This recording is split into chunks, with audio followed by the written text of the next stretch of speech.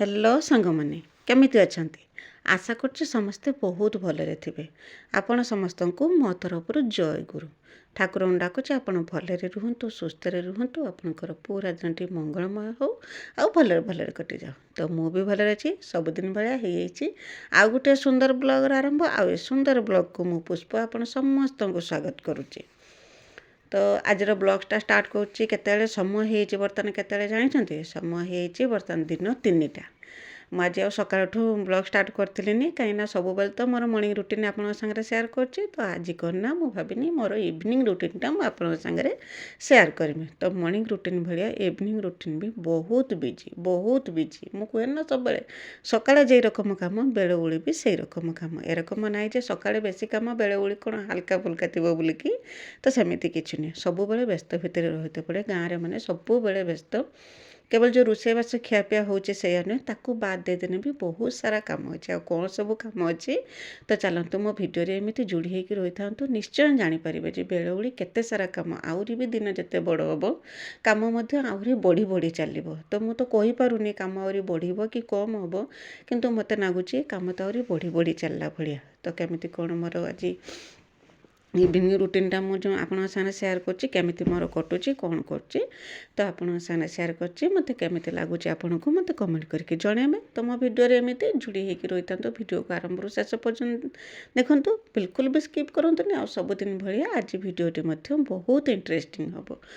आ मो वीडियो रे किछि भी यदि आपको पसंद आसता है तो मो चैनल को सब्सक्राइब करके वीडियो को लाइक टे करदेबे और छोटा स्नेह भरा कमेंट मो पर लिखिदेबे जे मो वीडियो आपको केमिति लागुच बोली कि आ कहीं जदि नुआ करके मो वीडियो देखुचंती तो प्रथम मो चैनल को सब्सक्राइब कर दिंतु जहाँद्वारा कि मुझे जिते बेले भी वीडियो छाड़मी सर्वप्रथम आपण ही मो वीडियो देखिपारे आ मो वीडियो को आपण फैमिली फ्रेंड मान सहित टिके शेयर कर दिंतु। तो मत टिके सपोर्ट हम कहीं आपणकर सपोर्ट आ भल पाइबा मत यूट्यूब रे वीडियो बनवाई प्रेरणा जोगाऊँगी आ साहस दूची। तो आपण सागर कथा हूँ हूँ मोर बहुत सारा कम होगलानी कम मैंने आपण मैंने भावुए कौन एत बड़कर गुआल गुगुर कम हो। तो हाँ ठीक कथा आज करना 3टा बेले गुआल गुगुर कम करुच्ची कहीं आज तो एक बाबा थिने करना गोबर नहीं कि सब फिंगी दिंती खत गदार।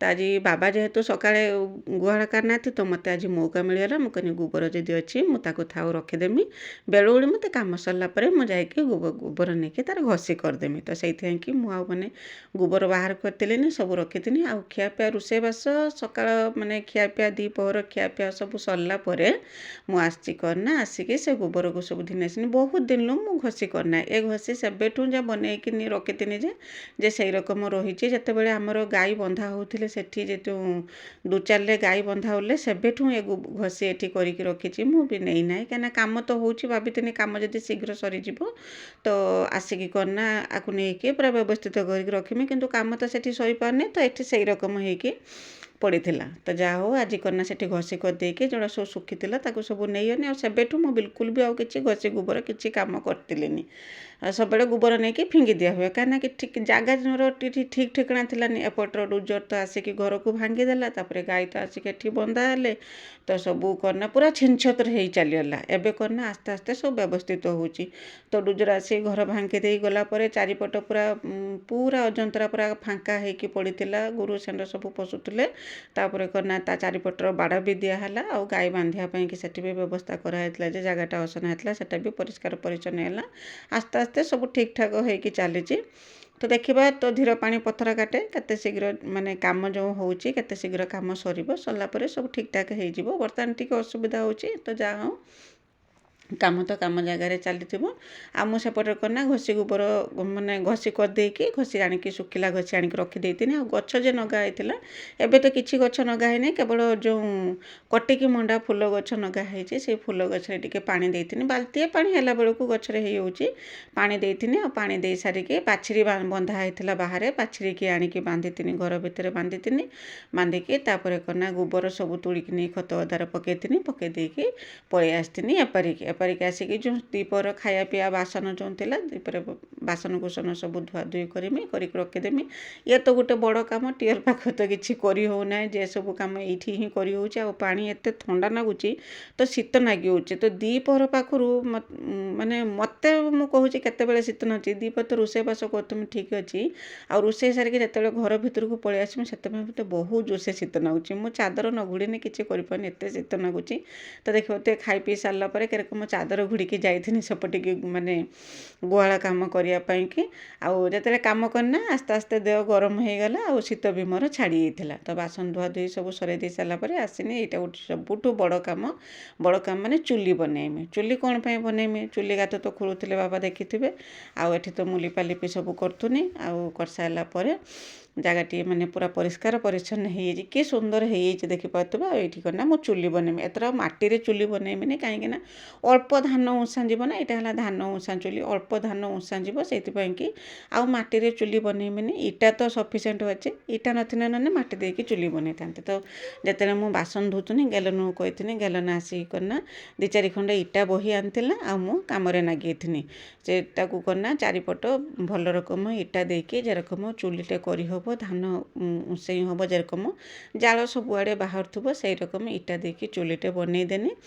ବନେଇ ଦେଇ ସାରିକି ଚୁଲିର ମୁହଁ ଥିଲାନି, ଖାଲି ତ ଗାତ ତ ଖୋଳି ଦେଇଥିଲେ ବାବା, ତାର ଟିକେ ମୁହଁ ଥିଲାନି ଯେଇଟାରେ କି ଜାଳ ପକେଇ ହେବ। ସାଧାରଣତଃ ଧାନ ଆମେ କରୁନା କୁଟା ଜାଳିକି ହିଁ ଧାନ ଉଁସଉ।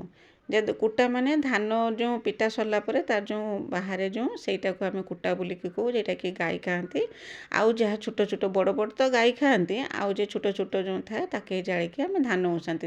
ଦେଖିପାରୁଥିବେ ବାବା ବାନ୍ଧିକି ଆଣିକି ଏଇଠି ରଖିଛନ୍ତି, ଗୋଟେ ଶାଢ଼ୀରେ ବାନ୍ଧିକି ଆଣିକି ରଖିଛନ୍ତି। ଏତିକି ଜଳେଇ ଦେଲେ ଆମର ଧାନ ଉଁସା ହେଇଯିବ। ତ ସବୁ ରେଡ଼ି କରିକି ରଖିଦେମି, କାହିଁକିନା ରାତିରୁ ଉଠିବାକୁ ପଡ଼ିବ ଧାନ ଉଁସିବା ପାଇଁକି। ତ ବେଳୁରୁ ସବୁ ରେଡ଼ି କରିକି ନ ରଖିନେ ଅନ୍ଧାର ହେଲା ପରେ ରାତିର ଆଉ କେଉଁଠୁ ଯିବା ଖୋଜାଖୋଜି କରିବା ପାଇଁକି। ଆଗରୁ ତ ବହୁତ ଧାନ ଉଁସା ହେଉଥିଲା, ଆଉ ମାନେ ବର୍ଷକ ପାଇଁକି ଚାଉଳ ହେଇକି ରହୁଥିଲା। ଯେରକମ ବର୍ଷକ ଖାଇକି ପୁଣି ଚାଉଳ ହେଲା ପର୍ଯ୍ୟନ୍ତ, ଧାନ କଟା ହେଇକି ଧାନ ଉଁସା ହେଇକି ଚାଉଳ ହେଲା ପର୍ଯ୍ୟନ୍ତ ଯେରକମ ଘର ଚାଉଳ ସରି ନଥିବ, ସେଇ ରକମ ବହୁତ ସାରା ଧାନ ଉଁସା ହେଇକି ରହୁଥିଲା। ତାପରେ କିଛି ବର୍ଷ ହେବ, ଏଇ 4-5 ବର୍ଷ ହେବ ଆଉ ଧାନ ଉଁସା ହେଉଥିଲାନି, ଅଳ୍ପ ସ୍ୱଳ୍ପ କରିକି ଧାନ ଉଁସା ହେଉଥିଲା। ଚାଷ ବି ଆଉ ଆଗ ଭଳିଆ ବି ଚାଷ ବି ଆଉ ହେଉନାହିଁ। କ'ଣ କରିବା, ଏବେ ବାବା ସେଇ କଥା କହୁଥିଲେ, ଏତେ ପରିଶ୍ରମ କରିକି ଚାଷ କରୁଛନ୍ତି କିନ୍ତୁ କ'ଣ ନା ଧାନର ଦାମ୍ ନାହିଁ, ମାନେ ଦର ଦାମ ଏତେ ନାହିଁ। ଯେ କେତେ ପଇସା ଖର୍ଚ୍ଚ ହେଉଛି ଚାଷର ତାର ଠିକ୍ ଠିକଣା ନାହିଁ। ମଜୁରୀ ଦେଇ, ସାର ବିଷ ଦେଇ, ଦିନ ରାତି କରିକି ବିଲକୁ ଯିବା, ଯାଇକି କେତେ ପରିଶ୍ରମ ବିଲରେ ଯାଉଛି। ଆଉ ଯେତେବେଳେ ଧାନ ଅମଳ ହେଇସାରୁଛି, ଯେତେବେଳେ ଧାନ ବିକ୍ରି କରିବା ସମୟ ଆସୁଛି, ସେତେବେଳେ କ'ଣ ନା ଧାନର ଦର ନାହିଁ। ଆଉ ଏତେ ପରିଶ୍ରମ କରିକି ଲାଭ କ'ଣ, ସେଇ କଥା ବାବା କହୁଛନ୍ତି ଆର ବର୍ଷ ପାଖରୁ ବିଲକୁଲ ବି ଚାଷ କରିବାନି। ଏତେ ପରିଶ୍ରମ କରିକି ଯେଉଁମାନଙ୍କର ତ ମାନେ ବେଶୀ ବେଶୀ ଜମି ଅଛି, ସେମାନେ ତ କେତେ କାଳେ ଟଙ୍କା ଖର୍ଚ୍ଚ କରିଥିବେ ତାର ଠିକ୍ ଠିକଣା ନାହିଁ। ଆମର ତ ଏତିକି ଜମିର ଆମେ ଯେତିକି ଟଙ୍କା ଖର୍ଚ୍ଚ କରୁଛେ ତାର ଅଧା ପଇସା ବି ଆମେ ପାଇପାରୁନ, ଯେତିକି ବି ଚାଷ ହେଇଛି ଆମର। ଆଉ କେବଳ ଯା ଖାଇବା ଯା ସେତିକି ହେଇପାରୁଛି, ନହେଲେ ବିକ୍ରି ଟିକ୍ରି କରିକି ଲାଭ କିଛି ଆସୁନାହିଁ ଯେତିକି ଚାଷ କରାହେଇଛି। ବାବା ତ ପୁରା ମାନେ କହନ୍ତି ନା ଝାଳ ନିଗାଡ଼ିଲା ଭଳିଆ ଯେଉଁ ରକ୍ତକୁ ପାଣି କରିକି ବିଲରେ ଖଟିଥିଲେ, ଆଉ ଲାଭ କିଛି ପାଇପାରିଲେନି। ତ ସେଇ କଥା କହୁଛନ୍ତି। ଆଉ ସେଇଥିପାଇଁକି ହିଁ ଚାଷ କରୁଥିଲେନି, କିନ୍ତୁ ଏଇଥର କନା କହିଲେ ଖାଲି ଘର ପାଖରେ ବସିବା ଅପେକ୍ଷା ଚାଷୀ ପୁଅ ଯେହେତୁ ଜମିବାଡ଼ି ସବୁ ରକମ ଥାଉଁ ଥାଉଁ ଆମେ ଚାଉଳ କିଣିକି ଖାଉଛନ୍ତି, ଆଉ ଚାଷ କରୁନାହାନ୍ତି। ବସି ହେଉନି ବି ଘର, ସେୟା ଭାବିକି ମୁଁ ବି କହିଥିଲି ବାବାଙ୍କୁ ହଉ ନହେଲେ କିଛି ମାନେ 1 ଏକର ହଉ ପଛେ ଚାଷ କର। ତ କରିଥିଲେ, କିନ୍ତୁ ଚାଷର କିଛି ବି ଟିକେ ଲାଭ ମିଳିଲାନି। ତ ସେଇ କଥା ବାବା ସଞ୍ଜବେଳେ କହିକି ମନ ଦୁଃଖ କରୁଥିଲେ, କେତେ ପରିଶ୍ରମ କରୁଛେ। ତ ଯାହା ହଉ, ଯାହା ଯେତିକି ମିଳୁଛି କ'ଣ କରିବା। ଆଉ ସବୁବେଳେ ଚାଷୀମାନଙ୍କ ଅବସ୍ଥା ଏଇଆ ଯେ ଚାଷୀମାନେ ଯେ ସବୁବେଳେ ଚାଷ କରିକି ଭଲରେ ରହିଯିବେ, ଖାଲି ମୁଁ ଆମ କଥା କହୁନାହିଁ, ଯେତେ ସବୁ ଗରିବ ଲୋକ ଆମ ଗାଁରେ ଅଛନ୍ତି ଯେଉଁମାନଙ୍କର ଚାଷ ଜମି ନାହିଁ, ସେମାନେ ବଖରା ଟଖରା କରିକି ଚଳୁଛନ୍ତି, କେତେ ପଇସା ସେମାନେ ବି ଖର୍ଚ୍ଚ କରିଥିବେ। ଆଉ ଦେହରୁ ଝାଳ ନିଗାଡ଼ିକି ଯେଉଁ ବିଲରେ ଯେଉଁ ଖଟିଥିବେ, ବର୍ତ୍ତମାନ ଯେଉଁ ଧାନରେ ଯେଉଁ ଦାମ ମାନେ ଦର ନାହିଁ, କେତେ ହଇରାଣ କେତେ ମନ ଦୁଃଖ ସେମାନେ କରୁଥିବେ। ଖାଲି ମୁଁ ଆମ କଥା କହୁନି, ସମସ୍ତଙ୍କ କଥା କହୁଛି। ତ ଯାହା ହଉ ଧାନ ଉଁସିବା ପାଇଁକି ମୁଁ ସେପଟର କନା ଚୁଲିର ମୁହଁ କରିଦେଇକି ଚୁଲି ପାଖଟା ରେଡ଼ି କରିଦେଇକି ପଳେଇ ଆସିନି। ଆଉ ସେତେବେଳକୁ ଭାଇ ବି ଉଠି ସାରିଥିଲେ, ଆସିଥିଲି ଭାଇଙ୍କ ପାଇଁକି ଚା କରିବା ପାଇଁକି। ଆଉ ମୁଁ ଚା କରିମି ବୋଲିକି ଗ୍ୟାସ୍ ଲଗେଇକି ସବୁ ରେଡ଼ି କରିଦେଇଛି। ଆଉ ସେଇ ସମୟରେ କନା ଗାଈ ଆସିକି ପହଞ୍ଚିଲା। ତ ଗାଈ ଆସିକି ପହଞ୍ଚିଲା ମାନେ ଗାଈକି ତ ବାନ୍ଧିକି ଆଉ ଛାଡ଼ିକି ଆସି ହେବନି। ତ ମୁଁ ଏକାଳେ ଯାଇଥିଲି ଗାଈକି ବାନ୍ଧିକି ଗାଈ ଦୁହିଁ ଦେଇକି ପଳେଇ ଆସିଥିଲି। ଆଉ ପଳେଇ ଆସିକି ଏପଟର କନା ଘର ଝାଡ଼ୁ କରିଦେଇଥିଲି। ସନ୍ଧ୍ୟା ବାଜି ଆସିଲାଣି। ଏତେ ସବୁ କାମ ତ ଜାଣିପାରୁଥିବେ, ବେଳତା ଦିନ କେତେ ବା ସମୟ ସାଙ୍ଗେ ସାଙ୍ଗେ ସନ୍ଧ୍ୟା ବାଜି ହେଉଛି।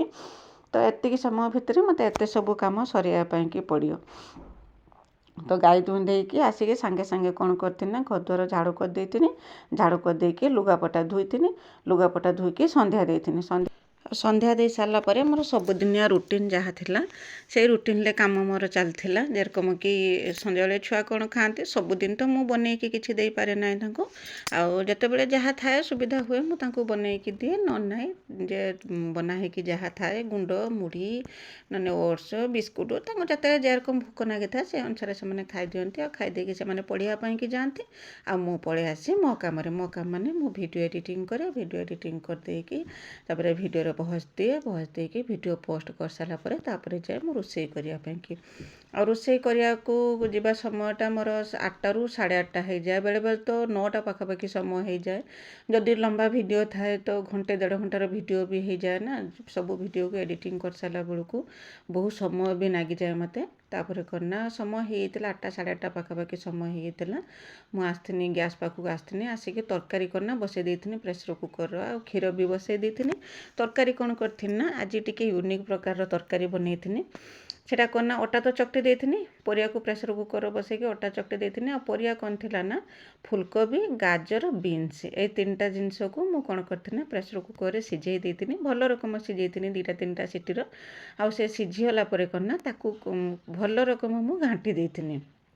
ମାନେ ଭଲ ରକମ ମାନେ ପୁରା ତ ପାଣି ରକମ କରିଥିଲିନି, ତାକୁ ଟିକେ ଘାଣ୍ଟି ଦେଇଥିଲି। ଆଉ ଘାଣ୍ଟି ଦେଇ ସାରିଲା ପରେ ତାପରେ କ'ଣ ନା କଢ଼େଇ ବସାଇଥିଲି। କଢ଼େଇରେ ଦେଇଥିଲି ଜିରା ଫୁଟିଲା ପରେ ସେଥିରେ କ'ଣ ନା ପିଆଜ ଅଦା ରସୁଣ ଛେଚା ତାକୁ ଦେଇକି ତାକୁ ହେଇସାରିଲା ପରେ ଭଲ ରକମ ଆଉ ଦେଇଥିଲି କ'ଣ ନା ଟମାଟୋ ଟିକେ ବହୁତ ସାରା ଟମାଟୋ ତା ଦେହରେ ଦେଇଥିଲି। ଟମାଟୋ ଦେଇକି ସବୁ ମସଲା ଗୁଣ୍ଡ ମୋ ପାଖରେ ଯାହା ମସଲା ଗୁଣ୍ଡ ଥିଲା ସବୁ ତା ଦେହରେ ଦେଇଥିଲି। ଯେରକମ କି ଧନିଆ ପାଉଡ଼ର, କରି ପାଉଡ଼ର, ଗରମ ମସଲା, ନାଲି ଲଙ୍କା ଗୁଣ୍ଡ ସବୁ ଦେଇଥିଲି। ଦେଇକି ତାକୁ ଭଲ ରକମ ଟିକେ କଷିଥିଲି। ଆଉ ମସଲା ଯେତିକାଳେ କଷା ହେଇଥିଲା ଯେତିକାଳେ ସୁନ୍ଦର ବାସ୍ନା ତା ଦେହରୁ ଆସିଥିଲା, ମସଲା କଷି ହେବାର ବାସ୍ନା। ତ ପରିବାକୁ ଯେଉଁ ସିଝେଇକି ରଖିଥିଲି ତାକୁ ଯେ ଦର ଘଣ୍ଟା କରିଥିଲି ତାକୁ ଦେଇଥିଲି କଢ଼େଇରେ ଦେଇକି ତାକୁ ଭଲ ରକମ ମସଲା ସାଙ୍ଗରେ କଷିଥିଲି ଯେପର୍ଯ୍ୟନ୍ତ ମସଲାର ଯେତିକି ସବୁ ପାଣି ଥିଲା ନା ତରକାରୀ ଯେତିକି ସବୁ ପାଣି ଥିଲା ସେ ପାଣି ସବୁ ଶୁଖିଯିବ। ଶୁଖିକି ପୁରା ମାଖା ରକମ ହେଇଯିବ। ତ ବିଶ୍ୱାସ କରନ୍ତୁ ବହୁତ ସୁନ୍ଦର ହେଇଥିଲା ତରକାରୀ। ଆଉ ଏଥିରେ ମଟର ଛୁଇଁ ବି ଆପଣ ପକାଇ ପାରିବେ। ମୋ ପାଖରେ ବି ମଟର ଛୁଇଁ ଥିଲା କିନ୍ତୁ ମୋର ମନରେ ହେଲାନି ପକାଇବା ପାଇଁକି। ମଟର ଛୁଇଁ ଯଦି ଥିବ ତା ଦେହରେ ପକାଇଦେବେ। ଆଉ ଉପରେ ଧନିଆ ପତ୍ର ଟିକେ ପକାଇଦେବେ। ପକାଇ ଦେଇକି ବାହାର କରିଦେବେ। ବହୁତ ସୁନ୍ଦର ହେଇଥିଲା, ପୁରା ଟେଷ୍ଟି ଖାଇବା ବନିଥିଲା। ତାପରେ ସେପଟେ ରୁଟି ପାଇଁକି ବି ତରକାରୀଟା ହେଇସାରିଲା ପରେ ବାବା ଆସିକି ତ ପହଞ୍ଚିଥିଲେ। ଆଉ ମୁଁ ରୁଟି ବେଲି ଦେଇଥିଲି, ବାବା ସବୁ ରୁଟି ସେକି ଦେଇଥିଲେ। ଆଉ ସେପଟର ରୋଷେଇ ସରିଲା ପରେ ସମସ୍ତେ ବସିଥିଲେ ଖାଇବା ପାଇଁକି। ସମସ୍ତଙ୍କୁ ଖାଇବାକୁ ଦେଇଥିଲି। ପୁରା ଗରମା ଗରମ ରୁଟି ସାଙ୍ଗରେ ଆଉ ଯେଉଁ ତରକାରୀ ତ ସମସ୍ତେ ଖାଇ ଦେଇଥିଲେ। ଆଉ ଖିଆପିଆ ସରିଲା ପରେ ମୋର ବି ଆହୁରି କାମ ସରିଥିଲାନି, ମୋ ପାଇଁକି ବି କିଛି କାମ ରହିଯାଇଥିଲା। ସେ କାମଟା କନା ମୁଁ ଚାଉଳ ବତୁରେଇଥିଲି ସକାଳୁ ଉଠୁ ଆଉ ପିଠା କରିମି ବୋଲିକି, କିନ୍ତୁ ଚାଉଳ ବାଟିବାକୁ ସମୟ ହେଇଥିଲାନି। ଆଉ ଖିଆପିଆ ସରିଲା ପରେ ତାପରେ କନା ମୁଁ ଯାଇକି ଚାଉଳ ବାଟିଥିଲି। ଚାଉଳ ବାଟିକି ରଖିଦେଇକି ଯାଇଥିଲେ ଶୋଇବା ପାଇଁକି। ସମୟ ସେତେବେଳକୁ 10:30 ପାଖାପାଖି ହେଇଯାଇଥିଲା। ତ ଆଜିର ମୋର ବେଳୁର ରୁଟିନ୍ ଏମିତି ଭାବରେ ଥିଲା। ତ ଗଲା ଭିଡ଼ିଓରେ ବିଜୟଲକ୍ଷ୍ମୀ ଦିଦି, ବିଜୟଲକ୍ଷ୍ମୀ ଅପା, ଜୟନ୍ତୀ ଦିଦି, ସ୍ନେହଲତା ଦିଦି ବହୁତ ସୁନ୍ଦର କମେଣ୍ଟ ଲେଖିଛନ୍ତି। ସମସ୍ତଙ୍କୁ ମୋ ତରଫରୁ ବହୁତ ଧନ୍ୟବାଦ ଯେ ମୋ ଭିଡ଼ିଓ ଦେଖିଛନ୍ତି। ମୋ ଭିଡ଼ିଓରେ ଏତେ ସୁନ୍ଦର କମେଣ୍ଟ ଲେଖିଛନ୍ତି। ତ ଆପଣ ସମସ୍ତଙ୍କୁ ଭଗବାନ ଭଲରେ ରଖନ୍ତୁ ଆଉ ସୁସ୍ଥରେ ରଖନ୍ତୁ। ତ ଖିଆପିଆ ସରିଲା ପରେ ପଳେଇ ଆସିନି। ସବୁ କାମ ସବୁ ଗୁଛେଇ ଗାଛେଇ ସାରିକି ଖାଇବା ପିଇବା ସରିଲା, ବାସନ କୁସନ ସବୁ ଗୁଛେଇ ଗାଛେଇ ସାରିକି ଚାଉଳ ଥିଲା ତାକୁ ବାଟି ଦେଇକି ରଖିଦେଇଥିଲି। ଏଇଟା କ'ଣ ନା ସକାଳ ବେଳା ପିଠା କରିମି।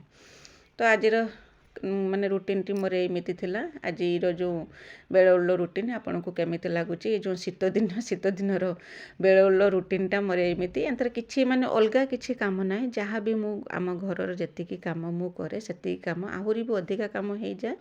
ତ ଆଜି କ'ଣ ନା ଅଧିକା କାମ ଟିକେ କମ୍ କାମ ହେଇଛି। ତ ଆଶା କରୁଛି ଭିଡ଼ିଓଟି ପସନ୍ଦ ଆସିଥିବ। ତ ରହୁଛି, ବାଏ ବାଏ, ଜୟ ଗୁରୁ।